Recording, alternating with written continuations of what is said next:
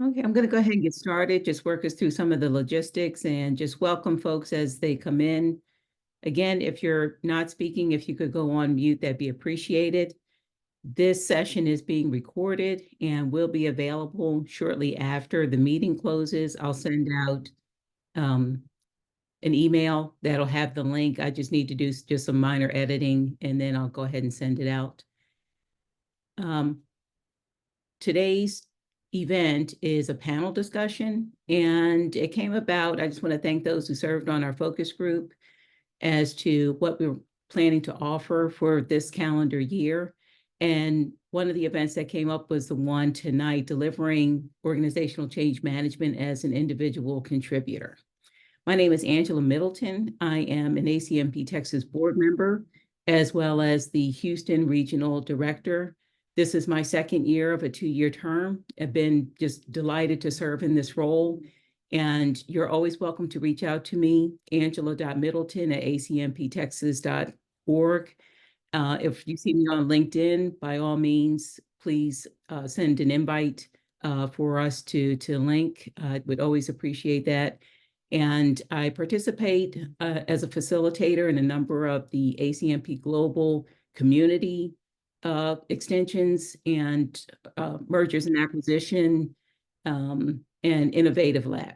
So you can also see me there too as posting or participating in discussion. But wherever you see me, if you want to reach out to me, you're more than welcome. All right. So our agenda for the evening, we just have some chapter business we want to discuss, and we want to get to know you. We'll have some activities both in the chat and with Slido, and I'll put that link and number up in just a second. We'll have our panel introductions, our panelists, and the discussion points this evening that we're going to focus on are making the transition, working independently, business development, and resources and accountability. We'll do our wrap up and also share some resources if this is an area you're pursuing. And we can have Q&A along the way, but we want to make sure that we hit our discussion points. So I may, if I find that our time needs to be adjusted, if we have more time at the end, we'll have more Q&A at the back end of the meeting. So just some housekeeping today. Our goal is to provide an opportunity for our panelists to share their experience as independent OCM contributors. Again, you're more than welcome to jump in and talk about your experience. You can also do that in the chat. Welcome that engagement. Again, question for the panel, either type in chat or come off mute. The discussion is being recorded and will be posted to our ACMP Texas YouTube channel. Like I mentioned before, I'll send a link for you to review at your convenience. And at the end, I'll also share our panelists' contact information if you'd like to reach out to them individually. So I always tout ProSci. It is one of many methodologies within change management that you can look to complement how you deliver change management in your particular organization. With ProSci as an ACMP member, there is a member savings of $1,000. You can go out to our acmptexas.org website and click on the specific classes in which this member savings is offered. It's not all classes. It's ones that there has been an agreement with ACMP and ProSci. And again, it's $1,000 savings.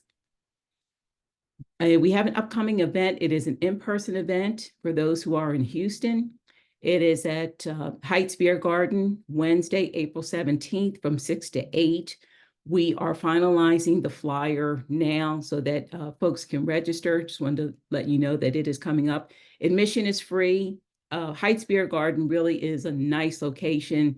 As any place in Houston, parking is interesting, to say the least. Parking can be a little tight. But so just come with your patience, and there are places around Heights Beer Garden to park. Drinks and food will be paid for by the attendee. That will not be compensated by ACMP Texas. There will be a number of organizations. ICF Houston will be participating with us. National Speakers Association will be participating. ATD. Who else am I missing? Houston Organizational Development Network is also participating. So I think we have about 5 or 6 organizations that are going to be part of this networking event. We're doing a give back, and we always try to have that at these larger events. This time, the location that's been chosen is Houston Haven. For those who aren't familiar, it's a nonprofit here in Houston that provides housing to families undergoing treatment at Texas Medical Center. So within the flyer, I'll have a link for you to go out and understand more about the organization and also what they're looking for as far as contributions.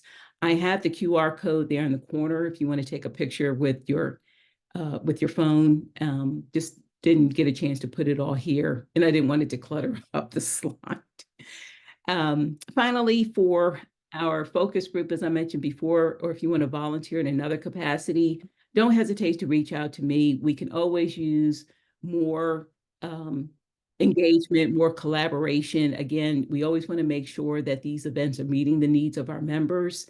And we have members from, due to our virtual events, we have people who are joining us from all over. So, we welcome folks not just here in Houston. That's no matter where you are. You're more than welcome to come in and share, what you want to see. So this is a disclaimer that I just put out. The views expressed are not those of necessarily those of ACMP Texas. And it's just, we're having an engagement. This ACMP Texas is sponsoring this panel discussion, but the opinions are those of our experiences. Okay, so just want to be clear on that. So our panelists who are going to join us this evening, I've engaged with them in one way or another, and they're just such a delight. And I am so grateful for them to share their time with us this evening. Ricky Mathis, we met, I think, at a networking event. Gerald, I think we met maybe through a LinkedIn opportunity, and Gloria, I feel like I've known forever. And I'm going to let them share, a little about themselves in just a moment, but she's just been such a delight, and I feel like she's almost like a mentor for me. So just, again, so happy that the 3 of them have joined us for this evening. So if you will, in the chat, just again, so we can just have an opportunity to get to know each other. If you want to put what city, state, or country, if that's the case that you're joining from, by all means do that. And again, if you want to reach out to other folks, don't hesitate to put your LinkedIn extension. If you're on Instagram or some other social media platform that you'd like to engage, you want to put your email, absolutely up to you, and look forward to you doing that. Let me see. Okay, so I just need to get Slido going here, so just a moment.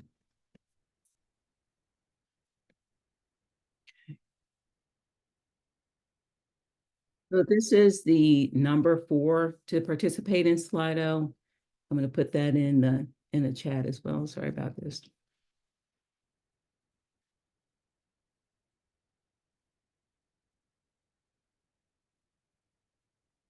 For everyone. And again, if you want to use your phone, that's up to you.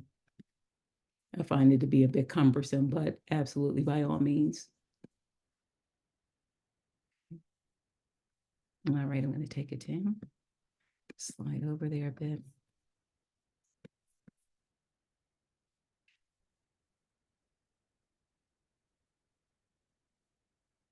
So our first poll is number of years that you spent as a change manager. Sometimes I feel like I've been doing this forever. And then other times I feel like I'm like brand new to it. So it's okay if, oh, wow, we do have a lot of years. That's awesome.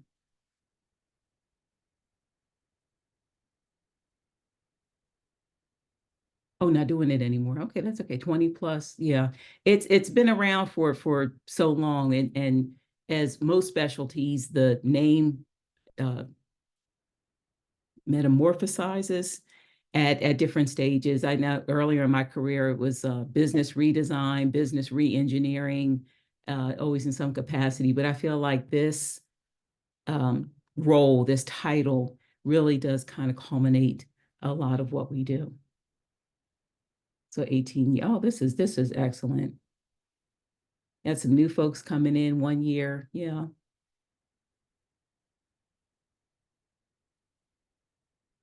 Really 25 plus years. Oh my gosh, that's awesome. Okay, thank you so much. All right. Let me just slide this back. And let me see what's our next question.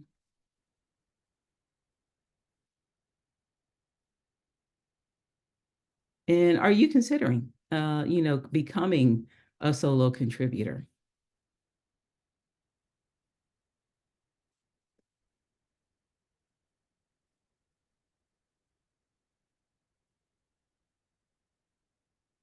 Oh, wow. Okay. A lot of folks are. Yeah, I don't want to say the market, but certainly the atmosphere has changed. When you're internally placed, that's one experience, and as being an independent, that's another experience. I mean, the grass is always greener, so you kind of never know. But um, just wanted to know where folks were. Okay, some people thinking about it. Yeah, it's if you've been a consultant or contractor before, those lulls can always be a little taxing, anxiety driven. But hopefully tonight after our discussion, you can make a decision one way or the other as to whether or not this is going to be a good opportunity for you. All right, thank you all so much for that participation. So we're going to get on with our panel discussions, and we're going to get to meet Ricky, Gerald, and Gloria. So you want to start with Gloria? This is Gloria. I just put some things up there, but however you want to start, number of years in change management, and then your journey from being internally placed to starting your own business. Sure, absolutely. So first, greetings to everyone. It's a pleasure to be here with you this evening. A little to answer this first question, the number of years in change management. I've had over 15 years experience in the organizational change management realm, primarily servicing the oil and gas industry, servicing numerous digital IT and business transformation projects. Um, the second question is around share your journey as an OCM practitioner. So I like to say that I bring somewhat of a 360 view, having been introduced to organizational change management as a traditional full-time employee. Then I made the intentional decision to start providing organizational change management on a contractual basis, and that evolved over time. Initially, it was providing OCM as a temporary employee, then eventually an independent 1099 consultant, and now most recently on a corp-to-corp basis, where I bring myself in as well as other consultants as well. So at a very high level, for the sake of time, I'm giving you a little bit of a glimpse of my background in this space. I'll pass it over to my co-panelist. So Gerald or Ricky, whoever would like to go next. Go ahead, Ricky. All right, thanks, Gerald. We'll do that. Hi, everybody. I'm Ricky Mathis, and I have been practicing change management now. I just added it up today, so 15 plus years in roles that have change management in the job title. Like Angela said, the titles and the role descriptions have changed through the years, but I have overall about 26 years in digital transformation and information technology implementations in roles that included training development, training delivery, communications, process design, process development, project management, business analyst, a number of different roles, and wound up in then, like Gloria, as an employee delivering change management within an organization.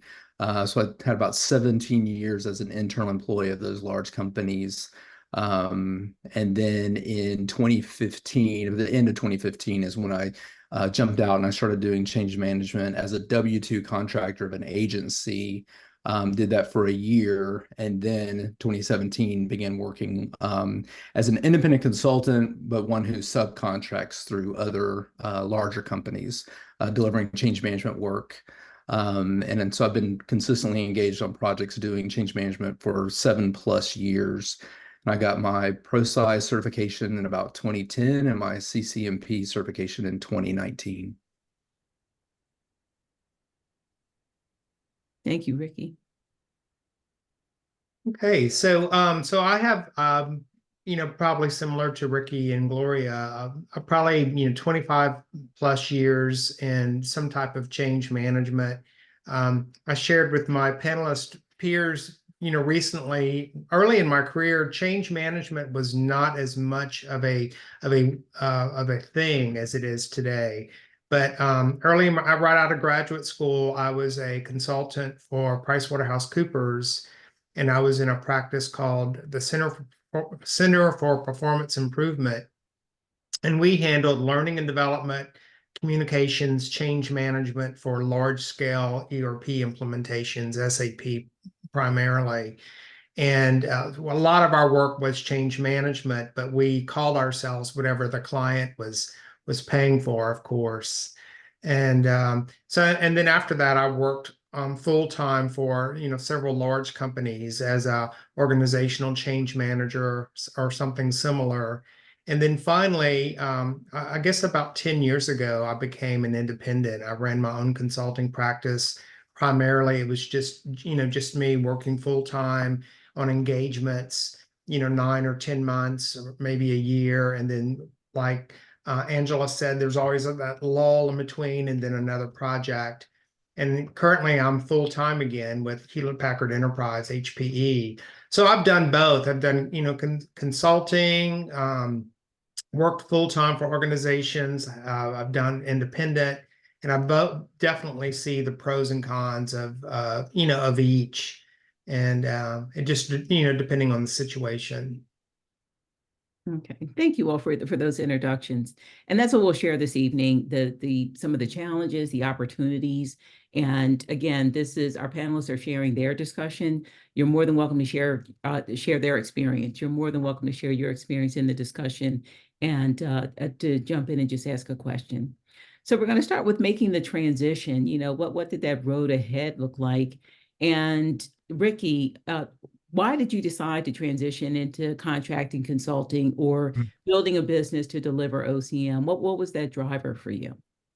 I think there were two things. It really comes down to it, the choice and flexibility that comes with that. So I really wanted the ability to pick the type of projects that I worked on and how long I'm on them, and even the types of companies and the locations of those projects, around the country. So I felt a little limited as an employee at that point after having been doing it for so long. And also I think the flexibility to deliver, to change up really what I was delivering. If I may not always be core change management, it may be change management plus or just a part of change management, and ability to flex to another type of project if something else comes up, and work where I want to work and take time off when I need it. So those types of I think kind of lifestyle and project choice things were what really drove me to start doing that work. Okay, thank you very much. And Gloria, again, you're my role model. Yeah. You started your own company. So what helped transition you, or what was that decision in your mind you felt it was time? Great question. I'm glad you started with the why, because that's so important, right? That is the foundation for how we move forward with this journey. For me personally, to be very transparent, I was in a season of my life where I was a young adult, I was a single mother, and as most of us probably know on this Zoom call, organizational change management is a very demanding, time-sensitive role. It's one where if you don't have the autonomy of your role at times, you can burn out pretty quickly. And for me, as Ricky stated, I knew it was a time in my life where I needed to take ownership of my work-life integration needs. I knew that for me, it was very important that because for one, I absolutely love organizational change management. I tell people that for me, OCM is like what the chicken tender is to Chick-fil-A and Cane's. It's my one love. I love and I'm passionate about it, right? But I knew that I could do this in a way that would not be counterproductive to my life's priorities, my goals, and my party at that time, being a single mother. So that was a motivating force for me. Also, it was about legacy. I'm an impact. I knew that I wanted to have an example to show to my family, to my daughter, that that no matter what your starting point is in life, that this is a path that you can consider. And I want you to understand that you have an example of what your future can look like, even professionally, where you can integrate your life priorities, your goals, your vision, etc. So that was a driving force for me, especially. Yeah, yeah. Thank you for sharing that, you all. Yeah, that's the thing, we're all taking different paths to get here. And that's why I love the diversity of our panelists, is that everyone's taken a different motivator. And Gerald, what was your motivator? Yeah, so the first half of my career, I was definitely heavier on the learning and development side than the change management side. And now it's kind of reverse. It's change. I'm heavier on change management, but I still do some learning and development work. Well, I was working full time for an organization, for a hospital corporation, in a learning and development role. And I was approached by a recruiter with an opportunity with an oil and gas major in Houston. I was living in Nashville at the time. And I was approached by a recruiter for this amazing opportunity in Houston for this oil and gas major. And oil and gas, oil was $125 a barrel at that time. And anyone who lives in Houston knows that the economy, not so much as now, but at least at that time, the economy in Houston lives and dies by the price of the barrel of oil. So they offered me this amazing opportunity to come to Houston and do this, contract work. So I took it, and it was more of a learning and development role. And then about a year later, oil was $25 a barrel. So, everyone goes scrambling. And so I had to find another project, and I had a strong enough background in change management that I was able to get a change management, project. And at the time, there were absolutely no learning and development roles, but there were change management roles. And so that one project just led to another, and I ended up being an independent consultant for about 8 years. And during that time, really just kind of reinvented myself and became, really focused on OCM as opposed to L&D. Okay. I love that. I love how you all talk about choice and flexibility, lifestyle, taking ownership. And I think that's what the independent path, our business owner path offers you. So thank you for sharing that. Next, we're going to take a look at working independently. And Ricky, I'm going to start with you. So what are the challenges you've encountered when you're not internally resourced or as an outside voice, if you will?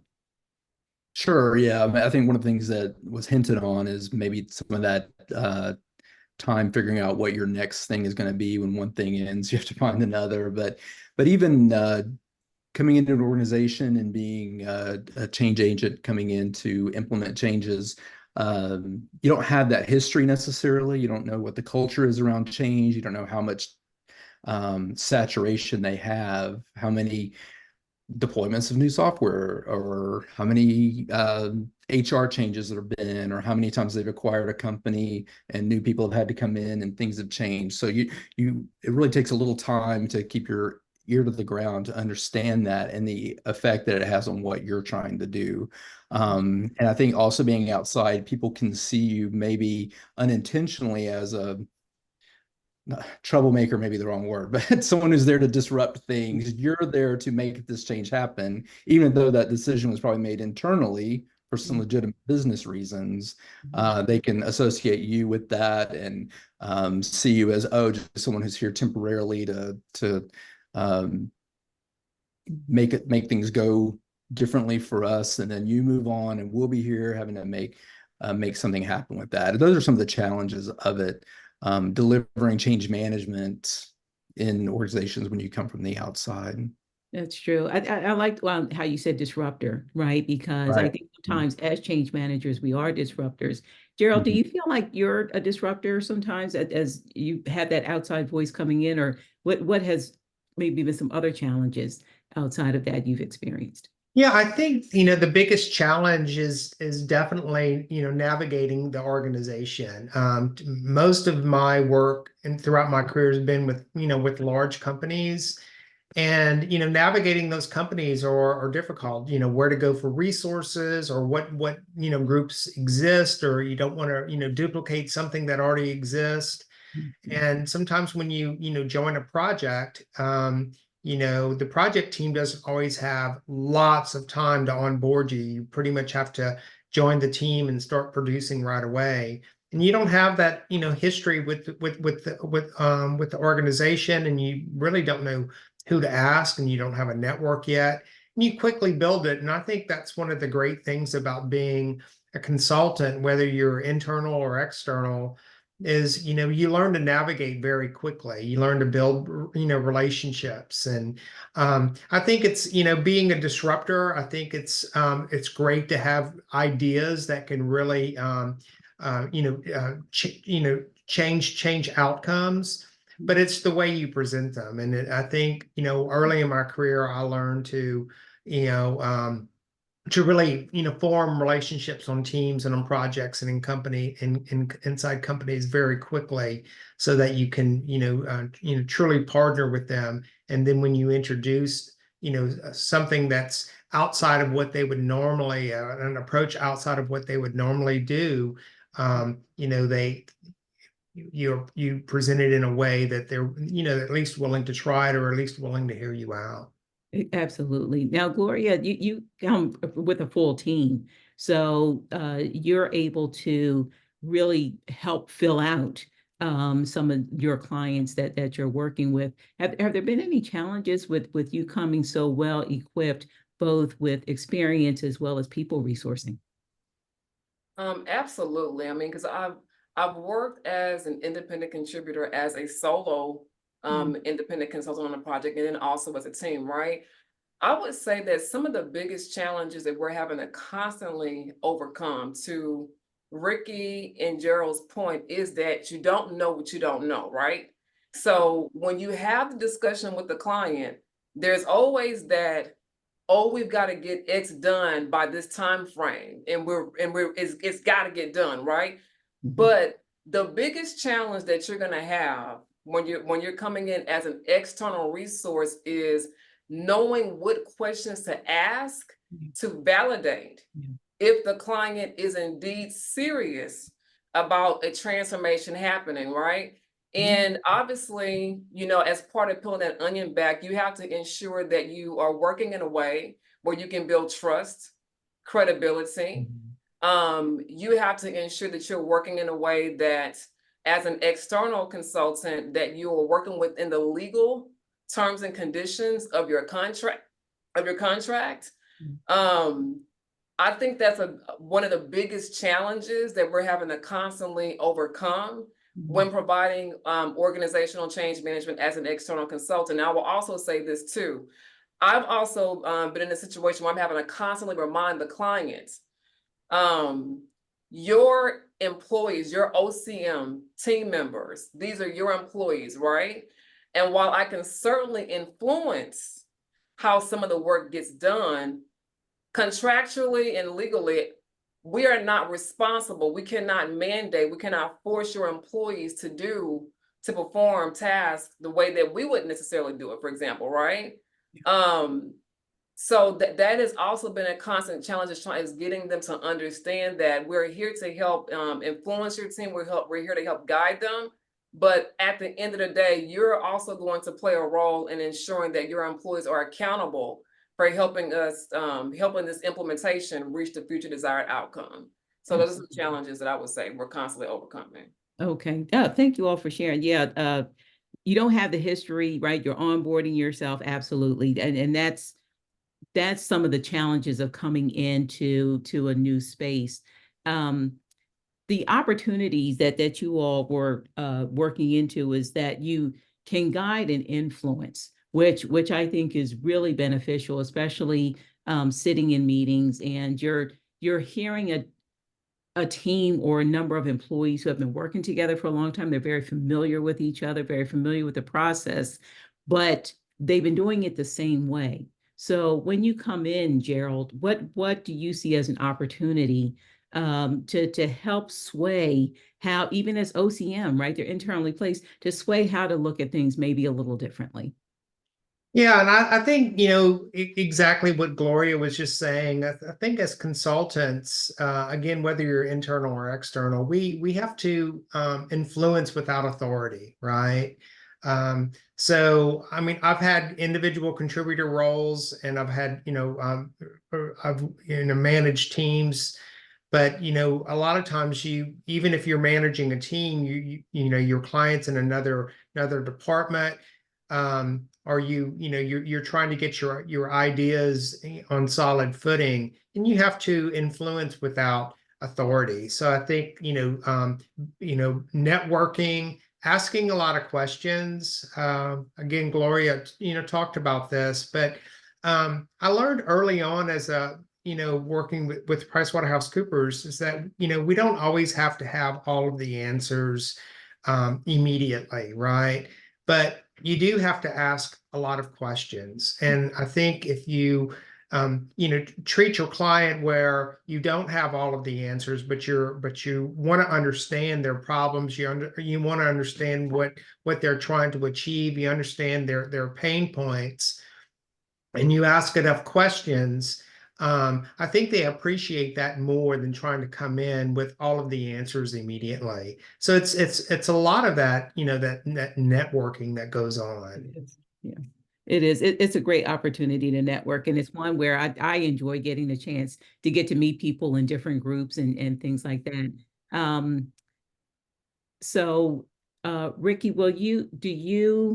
um, do you feel that when you're doing your networking as someone who's externally placed, do you find that you can overcome some resistance maybe because you're someone who's outside?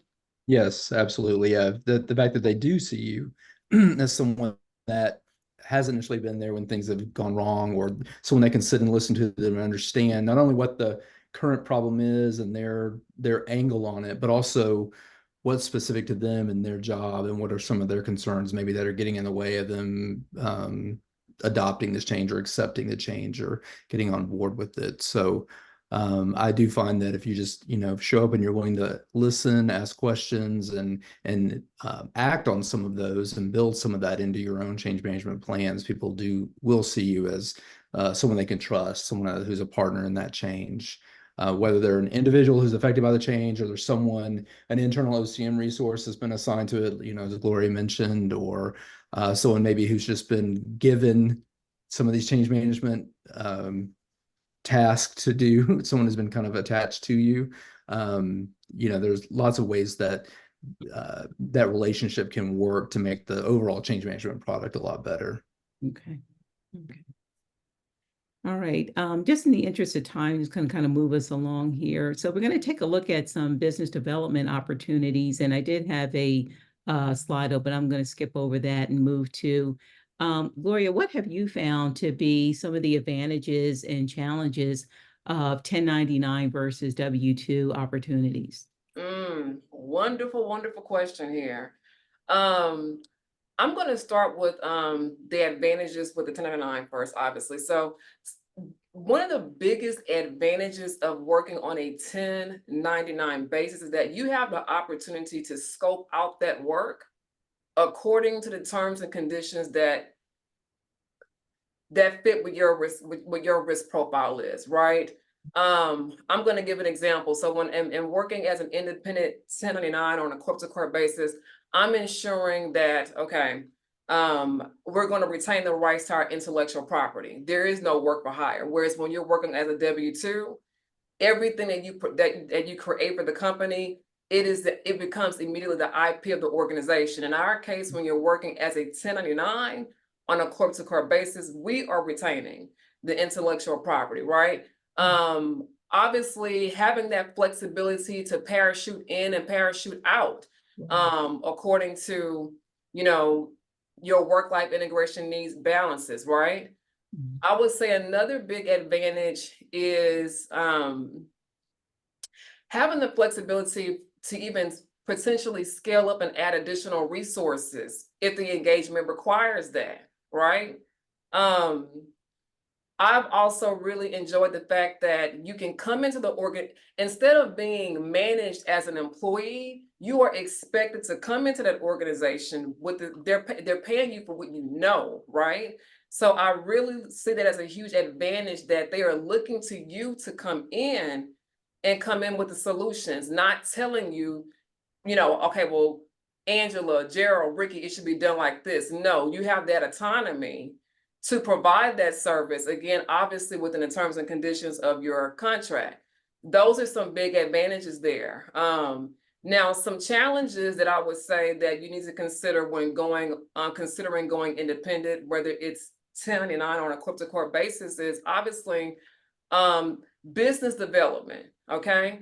So you need to be really honest and serious with yourself. Before you even decide to go this route, I would ask a person these 3 questions. What is your why? What is your current season of life? And what is your current situation? If you are someone where you cannot navigate the cycles of being in between projects and your financial situation won't allow you to navigate that, then business development can be a challenge. It might be a challenge for you, right? Depending on the client that you're trying to service, you might even have a relationship with someone within an organization, but you may have a challenge even becoming an eligible supplier. You need to make sure that your company is set up to where you can transact with that organization. That can be a challenge. Obviously, you know, unlike a W-2, guess what? If you don't hunt and if you don't get that contract, then guess what? You don't get paid. So that is also a challenge of working as a 1099. What's very risky too is that, you know, when you're working a W-2 position, if you get sick of your boss or you want to just exit stage left because you've had enough, you can just exit. But when you're working as a 1099 or on a corp-to-corp basis, there are certain exit terms and conditions that you must comply with. So you can't necessarily exit out of that as easily all the time as you would with the W-2. And so those are some things that you need to be mindful of. One more thing I will add around the challenge of being a 1099 is making sure that you are crystal clear on the forefront of your payment terms and conditions, okay? You want to make sure that there's no clause in that agreement, for example, that says, oh, you know what, if the client comes back 2 or 3 weeks later and they decided they're not happy with the work, they can, you know, take the cash back out of your account, for example, right? No, you want to make sure that you get paid for the work that you did. And sometimes that can be a whole ordeal within itself. Unlike with being a W-2 employee, the advantages of that, I'm gonna ease my way into that. The advantage of being a W-2 employee is that you have a predictable income, right? If there's a risk, if something goes wrong in that project, the worst thing that can happen is you're terminated. You're not positioned to get a lawsuit, for example, if you make a mistake, like where you did the communication strategy wasn't, you know, up to your boss's liking or whatever, right?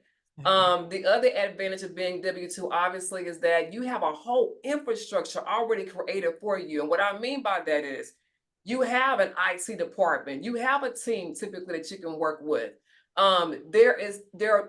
Traditionally or typically you're going to have some kind of an OCM framework that you can work within to provide those services. And when you're doing that as a 1099 or as an independent, you're expected to come in there with that on your own. So those are at a quick high level, I would say, some of the advantages and challenges of working on a 1099 versus W-2 basis. It is. It's a lot to think about. You know, 1099, for those who maybe aren't aware, 1099 generally you get the pay up front, you pay taxes on the back end. However you and your financial advisor choose however you pay your taxes. W-2, usually the taxes are taken out and any other payments out to the government are taken out immediately from your pay.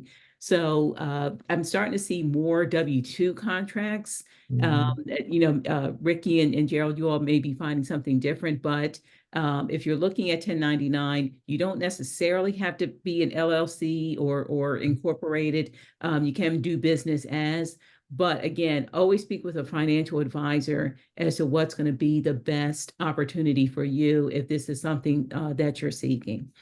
Gerald or Ricky, did you all want to add anything else? I'll add a little bit. No, I think Gloria had a great summation of all those advantages and challenges of those. But and I've been doing, I think, more of a hybrid model, in that I do have an LLC and I've worked with my CPA over the years. So it's gotten to a point where I see a lot of advantages, but it took some time to get to that point, tax advantages to offset some of those risks. And because I'm subcontracting through other companies, I'm not having to deal with the things that Gloria has talked about, that you have to be very clear about your terms and conditions and your exit criteria and those things. Those are all very good things to contemplate. But Steve in the chat actually mentioned one of them, that advantage with retirement savings and profit sharing that you can, if with your LLC, that you can set up between your CPA and your financial advisor. You have to be very clear. Just kind of went through some of this question with my CPA since it's tax time. And there's just things that I've learned over the years, and even my own training and professional development, my own health insurance, my own some things I can deduct because of my home office or my house, or some business travel type work that I've just found it advantageous. And that's sort of taken the edge off of not being that W-2 predictable income employee that has, managed at this point in my career. Like Gloria said, I figured out what my risk profile is, and I'm living with all of that now. So I think if you can get to that point, that's great. But just doing change management as a W-2 employee of an agency, I remember the year that I did that, there were some advantages to that. And the payment terms were very quick and easy. With corp to corp is what I primarily do. It's net 40 or net 30 or something like that. So it does take a little bit longer to get some of that income coming in, especially at a transition time. It's just things to think of like that. Yeah, I'm not sure who iPhone 104 is, but some of the things that Gloria talked about taking a look at was your why, as to why you want to go independent. Your current season, as Ricky mentioned, are you financially ready for that transition period? How much money do you have in savings? How long will you need your savings? And also your current situation. Do you have things lined up, ready to go? During COVID, some people said that was the time to launch for them. Other times it may be family situations that have changed. So your risk profile is not only your financial, you may want to discuss it with your family. How much of your home or your life can you section off to devote to this if you need to set up your company? And how much suspension, 30, 60, 90, if you're looking at a payment period, can you hold out for? So that's where like Ricky, I strongly encourage you to speak with your financial advisor, your tax folks, whoever you have, your business people, whoever you have in that circle, to help you understand what this transition is going to mean. Are you single? Do you have a significant other or spouse? And do you have children? What does that financial obligation look like to be able to take on this opportunity? Okay, so that'll help us transition into, when you're assessing the market, it feels like whatever market I'm in, everybody's running to, almost like, I'm now a size 9. I can't find 9s anywhere. So it's almost like wherever you are, is where everybody's running to. And change management has really attracted a lot of folks that are coming in. So when you're looking at, Gerald, when you're looking at market trends, our industry, is it growing or shrinking in the size of the talent pool? How does that come into your complete vision of the sustainability of being a solo contributor? Yeah, so I get contacted, by individuals, learning and development or change management, individuals who are in between jobs. They may have, gone through, downsizing, and they'll contact me, and I always encourage them and said, if you've only been a full-time employee and you're looking for another full-time, position, you might want to consider contracting for a while. And, it helps you kind of bridge that gap. It keeps you working. And you maybe even build some new skills that you can use to go into another full-time position. And of course they're going to start asking questions like the one we just finished answering. Well, what's the rate? Is it better to work on W-2? Is it better to work on 1099? Personally, I was an independent consultant for 8 years. I've never had an LLC, and I've done both W-2 and 1099. And for me, there's really not that much difference other than, the rate. If you want $100 an hour on W-2, well, the equivalent is $115 on 1099. It's about a $15 an hour difference, 15% difference, I should say. And you have to pay quarterly taxes on 1099s, but you can do that. You can work both of those without having an LLC. And like the panel has already mentioned, there's some great pre-tax savings by going 1099. So whenever I was contracting, I would always go 1099 if at all possible, but sometimes you don't have that opportunity. The other thing I wanted to mention is that, most of my work was with large companies in the Houston area. And it's very hard to work directly for Shell or Chevron or ConocoPhillips. They usually have master service agreements with a handful of staffing agencies. So even if the client reaches out to you themselves and says, hey, I have a contract role I'd like to talk to you about. Well, if they offer you that role, you still have to go, work for them through a staffing agency like Insight Global. And those agencies, they can offer you a W-2 rate or a 1099 rate, either way. But when people contact me and ask advice about finding a new job or maybe contracting for a while, they always ask about rates, like what rate do I shoot for? And it really depends on the market trend, right? Sometimes $100 an hour on W-2 is a great rate. Sometimes it's a terrible rate. It just really depends on the ebb and flow of how much work is out there at any given moment. So I have a friend who's been looking for a contract role for about 4 months, and she just let me know recently that she took a role, and she was looking for $100 an hour and ended up taking 80 on W-2 just because it's a tight market right now. There are more people looking than roles out there, so rates tend to be lower. But other times rates are real high. So anytime recruiters, contact me for contract roles, it seems like I get 2 or 3 a week. I always, even though I'm not interested at the moment, I always ask what the rates are, just so I can kind of get an idea. And if they have something that sounds like a good rate, I'll forward it to anybody that I know that's looking at the moment. But that's really the best way I know to assess the market. Okay, no, that's awesome. It kind of moves us into, what goes into negotiating your rate. And Gerald, I think you answered that very well. It's what can the market bear? What industry are you in? What experience, excuse me, are you bringing? And also, we were talking about risk factors, taking a look at your cost. Are you now bearing the cost of PTO? Are you bearing the cost of healthcare and other benefits? And so, when you look at your compensation package, when you're internally placed, we don't think about those things. We don't think about sick leave or any of those other life circumstances that may come up. So absolutely, when you're thinking about your rate, in addition to what the market can bear, what can you bear? You may not be able to bear $80 an hour. You may need to be at 85. So those are absolutely some things to consider. And we just want to wrap up with getting in front of decision makers. Again, Gerald, I think you shared that very well sometimes, and Gloria talked about this too, the master contract and whether or not employers or potential clients have a list of vendors that they go to that you need to be connected with or a part of. Sometimes folks will reach out to you and they'll say, we are preferred vendor of company XYZ. So, Ricky, has there been any other approach that you found to be effective to get in front of decision makers? Yeah, this is a weird question for me because I've not had to do any business development. Okay. Because I've done that subcontract route. Yeah, So no, that's I've okay. been trying to learn from Gloria and Gerald on this as well. So Okay, yep. Gloria, did you want to jump in?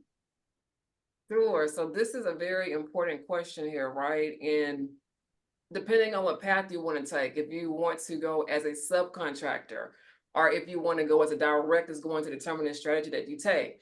I will say, for example, if you were someone who wants to work on a subcontracting basis, some things that you could do is, let's say if you're looking for a contract in the government sector, all right? The government sector, for a lot of their contracts, they have to publish who their what's called their prime vendors, right? Like who won that contract. And what you could consider doing is cold calling. I see someone asking in the chat, does cold calling work? You could cold call, or you could email, or you could message them via LinkedIn to introduce yourself, your company, your capabilities, and to determine if, hey, if there's a potential that we can work together in the future. That's one way to get introduced to decision makers in that way, right? If you're subcontracting. If you're looking to go direct, I can't emphasize enough the importance of being intentional about building relationships with the decision makers, such as a PMO director or the VP of IT, or perhaps having someone introduce you to someone who's at the VP level or C-suite level, or go to the conferences where they are, where you can introduce yourself. And again, have an approach where you're not trying to be so much transactional, but you're trying to build a relationship, because they need to know you before they need you. So you want to go to the platforms and the venues where those decision makers are, if you're looking into how you can get in front of the decision makers because you want to go direct. So those are some ways you can do it. I'm looking at the chat right quick. Oh, yeah, sure, Okay. no problem. So yeah, those are some ways that you can do that. And I will say personally, I have tried these approaches and they absolutely work. Excellent. Sometimes I will even say this too, when you're trying to build a relationship, it could be a whole year or 2 years from now before it materializes. I've even had it to where, true story, I have one particular organization, I hadn't worked with them in 8 years, recently reached out for some new work, right? You want to make sure that you're building relationships though, because at the end of the day, these decision makers want to work with independent consultants and or vendors who they know and trust. So I would highly advocate going about it that way. Absolutely. And, I had someone reach out to me and I referred them on to Gloria. So you never know how that's going to come in. It was subcontracting of a subcontract kind of thing. And so again, when you're building these relationships, whether it's through an organization like ACMP or some of the other organizations that we're partnering with next month, you just never know whose hand is shaking the hand of someone else that you can get your name out in front of. Thank you so much, you all. So when we're looking at resources and accountability, we're coming up kind of close on time here, but so when you're looking at a multi-sourced internal, external resource, Gloria talked about accountability and being clear on who's accountable for what within the scope of that contract, so that when your work is delivered, it's clear as to what part of that you are responsible for. And this is where the idea of when you're externally placed is getting your team in place, right? So Ricky, is this a question you feel comfortable asking or answering? I'm sorry. Sure, yeah, I can at least take a stab at it from my perspective that it is very good. I think Gloria's emphasized this. Work out the who and the how very much up front. If it's not in your contract and your terms and conditions, at least when you join a project. And I'm joining IT projects, right? So there's usually a project plan. Who owns that plan? Whose names are in the plan next to all those tasks and activities? And generally for me, I think because I also have a project management background, I'm looking, have we really covered everything from a change management perspective that needs to be in that project plan? Are the dates realistic? Are the resources the right resources in it? And if we can't put names next to it, well, we need to start working on that. And that means kind of a constant chipping away at maybe some resistance to identify and add resources, whether they're internal resources or external resources. May not happen right away. So let's say training is in 9 months. Well, we're not ready to talk about who's going to deliver all that training yet, but we need to know that's a TBD on the project plan. We need to make sure the person who manages the budget knows that it may take a hit. I think you got to take that kind of, it's almost a project management perspective on it. If, we had to deliver this today, who would actually be doing that? And it can't always just be my name next to it. Yeah, no, absolutely. Oh, I like that. And everything in writing, right? Like Right. everything in Yeah. writing, all of your communication. Let's see. Building your resource team. I think we touched on it. Gerald, was there something you wanted to add about how you build your resource team and for those 8 years when you were working independently? Yeah. So, for the most part, I was, brought on to, to lead usually the change management, change management lead on some type of integration project.